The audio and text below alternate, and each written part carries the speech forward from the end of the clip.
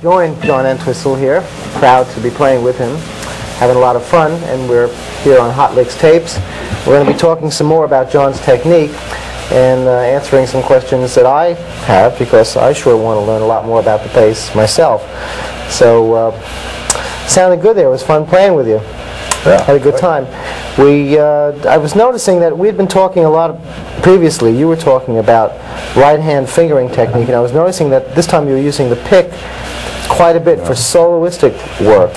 A lot of the more sort of back and forth motion, very guitaristic actually, more of a blending of bass styles and guitar styles. Right, but I used to use a plectrum a lot, and I kind of gave it up because it wasn't as flashy looking as as using my fingers. But then I realised that I'd left the whole section of playing out. Yeah, well, it's a whole different sound. I mean, I know that I'm always trying to use my finger nails as much as possible to attain as bright a sound with my fingers as I do get with a pick. Well, the bass player, you have to cut the nails off, otherwise it goes doink. Oh, it's terrible, I know. So when you're using the pick, what kind of, let's say you're playing some of those blues runs down, this is the key of A we're working in now. Yeah. Those runs that you were working down, could you demonstrate some of that style?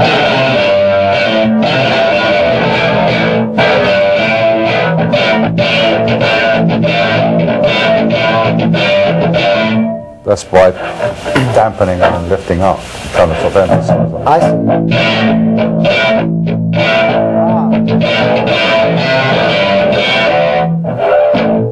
And also left hand damping I use a lot.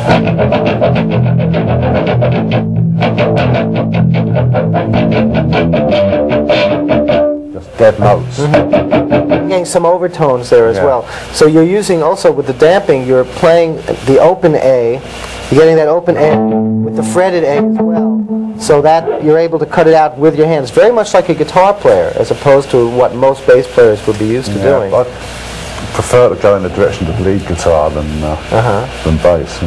Well, when you started, you actually were inspired by the sound of guitar players like Duane Eddy and people who were getting twang out of their guitar as opposed to bass players. Yeah, I've seen so many bass players on stage that you just can't hear them after the fourth row because there's so much bottom end, and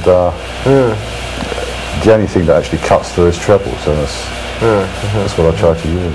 Well, it seems like you have a nice melding of the two sounds. You have a nice treble sound and a bass. Is there anything special that you do with your settings on the bass to achieve that kind of? No, it's just full treble, full volume. That's it. So that's the John Entwistle sound, full treble, full volume. Something special in there, though. Now I noticed when you're doing a lot of those left-hand things, you're mostly working between the first and third finger, stretching. If you stretch any more than 2 frets, are you bringing in your pinky, or do you stretch even further with your third finger? Because you have a very classical style. You're over the fingerboard like that, as opposed to my sort of very flat. Very flat. Style. I don't know. People, guitar repairers say that I wear my bass out the same place as country and western people do. Oh, really? Yeah, same. So I must be doing the same frets.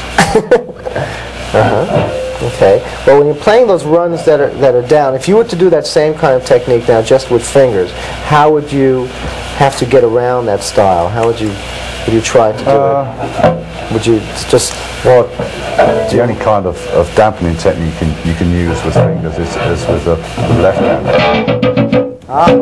Still make those dead notes. I see.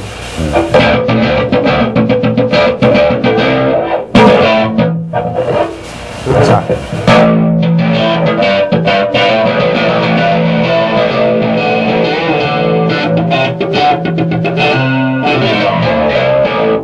I really really never seen anybody do that before. That kind of style. It seems that it's percussive and melodic at the same time. Did it come as a result of playing very loud?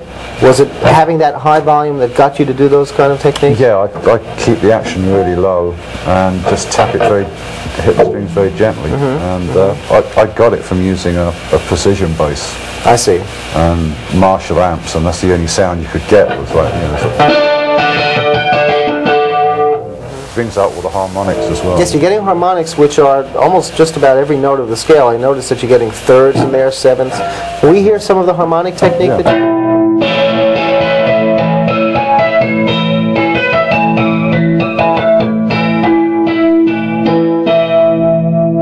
The nice thing about those type of harmonics is when you change the chord.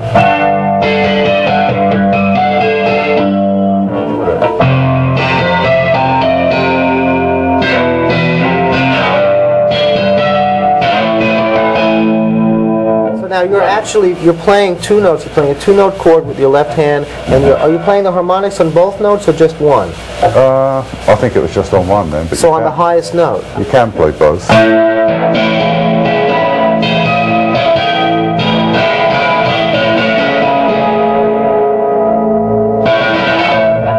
It's a beautiful chime-like effect. Were there any songs that you used to use that in with the Who? Any particular tunes that... No, I didn't really use any harmonics with the Who. But occasionally sort of played them on 8-string, but on 8-string, but anything like harmonics with the Who just wouldn't cut through. It get drowned in the deluge of everything. I was thinking of maybe some of those softer passages, because I know that I've heard Townsend sometimes use a similar effect of that coming down to that tone, sort of on synthesizer and guitar. But maybe some of that was you too. We never really managed to get that bass sound onto record, before modern amp technology. You were lucky to even hear the bass in the studio, let alone get the sound that you actually wanted. Well, you're one of the first guys who managed to bring it to the forefront. It's very difficult, sort of fighting to actually get the bass heard. I mean, an engineer will straight away turn the treble down and that's it. Well, it's nice. You have a clean, there's distortion as well, but there's a clean, stringy sound. Do you change the strings often? You keep them fresh? Yeah, every show. Really? Most recording sessions I'll actually change the whole thing. In fact, with the Who I was actually changing the strings for sound checks as well. Wow. But when your singer's using a humidifier on stage, you've got to make sure that the strings are as new as possible, otherwise they just go flat in no time. The humidifier pumping out dampness on your bass. Yeah. Well, it's a great style. I know that you were doing some bending as well. You have an interesting sort of pivoting. You do it a lot with your first finger, sort of a bending.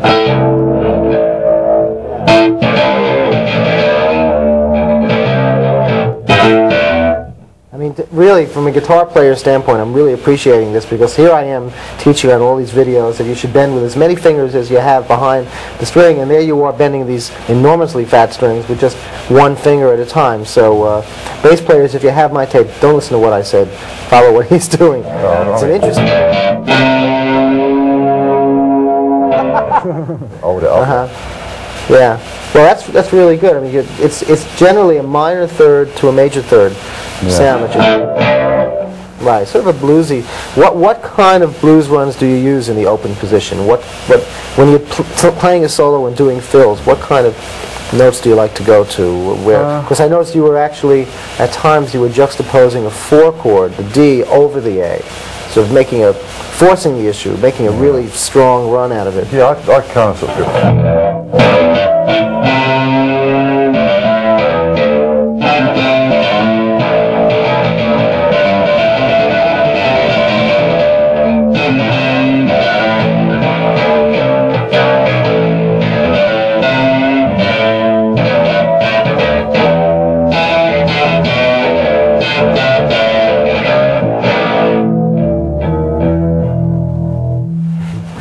Great. So you're doing a lot of the chromatic runs, and also I noticed that you have this marvelous pull-off technique where you keep going higher and higher, and you just keep pulling off cleanly to the open string.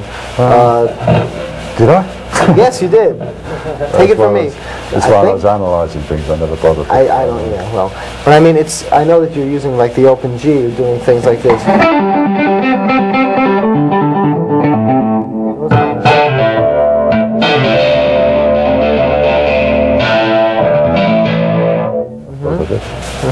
Now, for just that basic magic bus kind of bo diddly beat, can we hear that in its simplest form and just how you get such a rhythm out of the bass?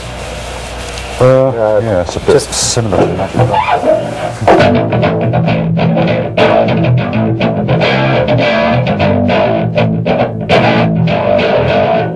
Hold the plectrum very loose when you're sort of doing up and down strokes, otherwise it's...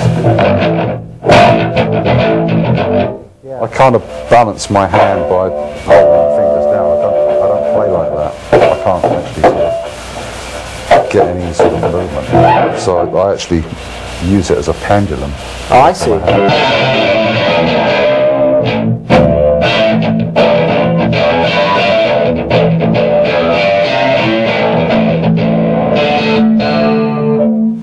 Also leaves it free to tap harmonics as well. So you use the pick sort of in a more loose fashion than I would, say, with guitar, where I like to keep it very close. I mean, I hold it loosely, but I have very little exposed.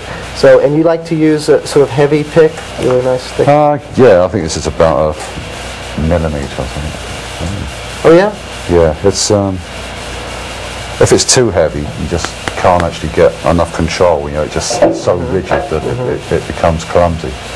What kind of positions do you like to play in if you're playing in say, an unusual key that doesn't involve many open strings, like it's not A, not G, not D or E, something like that? What types of shapes do you like to work around with your left hand? I don't know, we used to do a lot of stuff in C.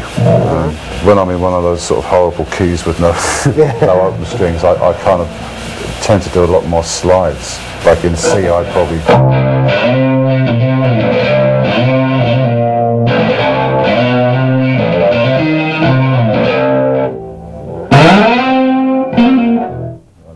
sliding up and down. It's actually sliding up to the octave there. Yeah, they're all very similar box shapes. Do you use any of those country-ish sounding scales, sort of pentatonic, more sort of, you know, the ones that...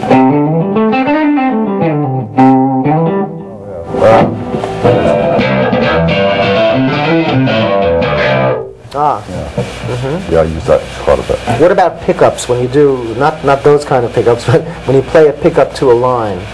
What sort of positions do you like to use there? Just because I know bass players are very interested in those little pickup, those little subliminal things that... Yeah, I usually just go up to the octave. You know, sort of, if I'm sort of... You know what I mean? I'd start on the octave. Go down from there. All right, well, I think that covers a lot of technique. We could do a little bit more playing now.